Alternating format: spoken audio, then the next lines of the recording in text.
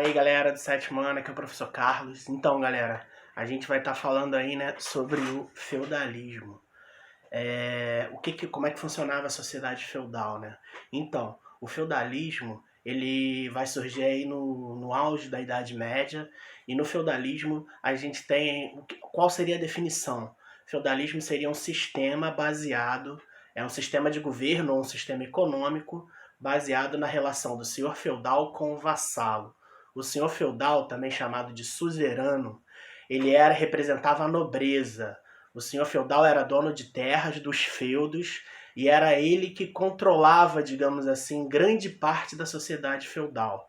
O vassalo era aquele camarada o senhor feudal ia doar entre aspas, né? Ia permitir que o vassalo morasse nas suas terras, e o vassalo ou servo, ele ia plantar ali, produzir, e uma parte do que ele produzia ia para o senhor feudal. Grande parte, geralmente, né?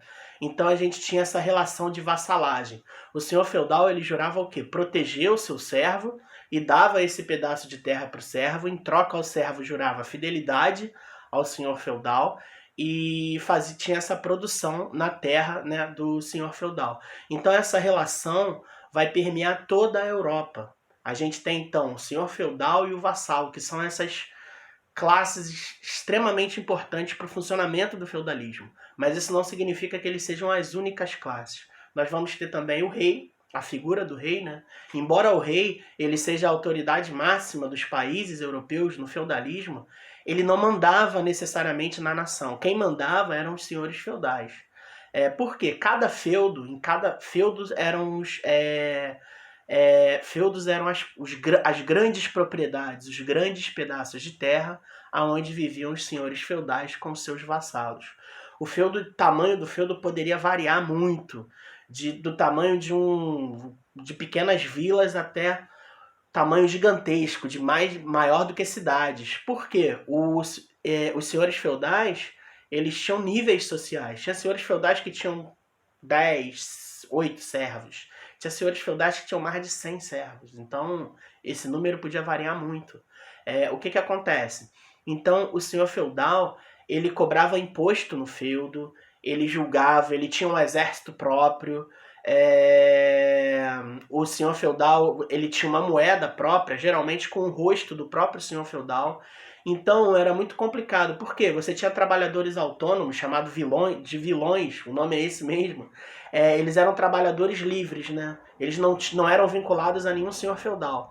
Eles compravam e vendiam produtos, tipo o antigo caixeiro viajante, né? Eles compravam e vendiam produtos em vários feudos, só que cada feudo cobrava um imposto para você entrar ali um imposto diferente. Para você vender os produtos no feudo A, você tem que pagar 10, no feudo B você tem que pagar 20. Deu para entender? E tem uma coisa muito importante, uma característica do feudalismo, que é o quê? No sistema feudal, o que vale mais é a terra e não o dinheiro. A terra vale mais do que o dinheiro no feudalismo.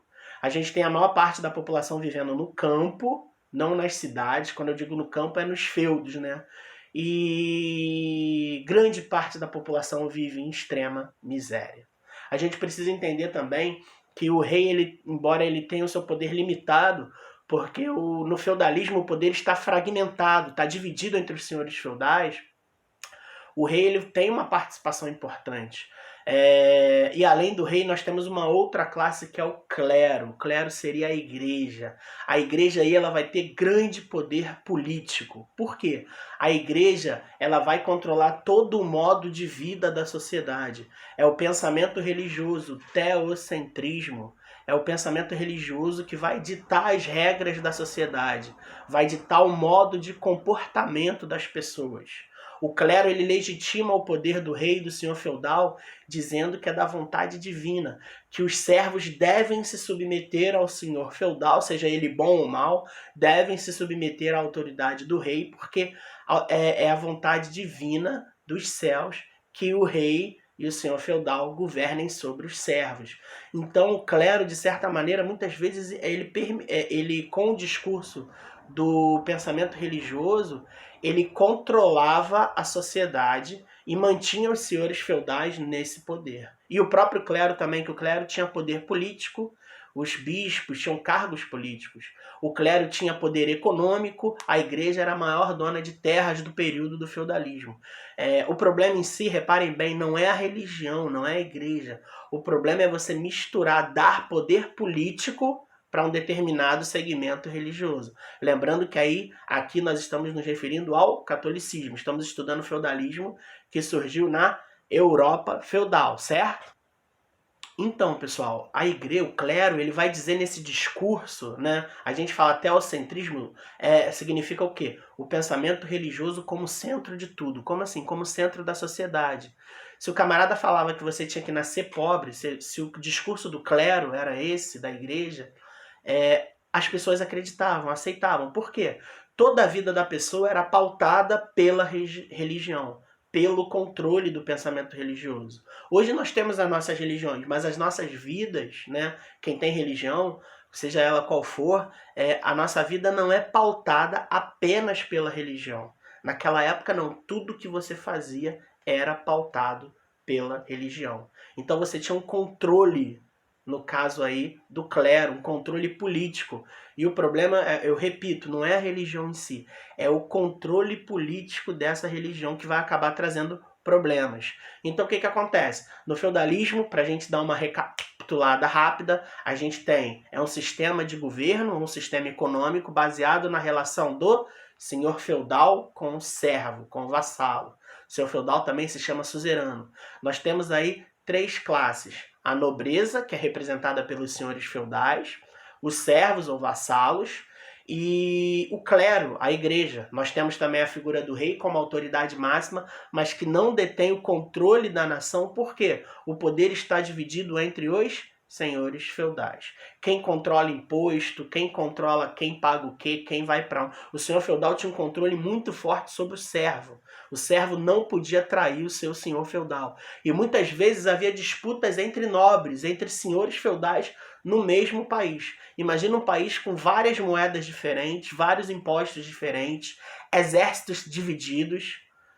A possibilidade desse país ser invadido por uma nação unida era muito grande. E uma nação dividida, ela tem a tendência dela é cair. Por quê? Porque muitas vezes o senhor feudal de um pedaço do norte do país não gostava do senhor feudal do sul. Aí vinha um país estrangeiro, invadia o sul, o senhor do norte não estava nem aí. Mas depois que o sul era conquistado, os invasores iam para onde? Para o norte. Então uma sociedade feudal, onde o poder está fragmentado, não é uma coisa boa. E aí que vai surgir uma nova classe chamada burguesia. Além dos feudos, a gente tinha os burgos. Os burgos eram as cidades independentes, cidades que não estavam sob o controle de nenhum senhor feudal. Ali nos burgos, os servos eles vão começar a fazer trocas comerciais, vão começar, o dinheiro era utilizado, mas muito pouco. Por quê? No feudalismo o que vale era a terra era o que valia mais do que o dinheiro. Mas os burgos começam a mudar isso, e aí a gente tem uma espécie de virada, digamos assim. As pessoas começam a realizar trocas comerciais. Os burgos começam a crescer e uma série de outros fatores vão levar ao enfraquecimento da nobreza e ao enfraquecimento do clero. O que a burguesia vai fazer? A burguesia ela tinha o dinheiro. Quem são os burgueses aí? Os comerciantes, que começaram lá nos burgos e foram crescendo, crescendo, crescendo. Esses comerciantes eles vão querer ter todos os privilégios da nobreza e do clero. Eles eram talvez até mais ricos do que alguns nobres e alguns membros da igreja, mas eles não tinham os privilégios da nobreza e do clero. Que privilégios eram esses? Cargos públicos, como coletores de impostos, administradores de determinadas províncias. Eles não pagavam impostos, a nobreza e o clero. A burguesia queria ter esses privilégios. O que ela vai fazer então? Ela vai financiar o rei, para que esse rei consiga, digamos assim, centralizar o poder nas suas mãos. E aí a gente tem o início do que a gente chama de absolutismo. E vão acontecer uma série de fatores que vão fazer o feudalismo entrar em declínio, né? O feudalismo, aos poucos, ele ir perdendo força. E aí a gente tem essa transição do feudalismo para o absolutismo, que a gente vai ver no nosso segundo vídeo. Tá bom, galera? Um abraço e bons estudos.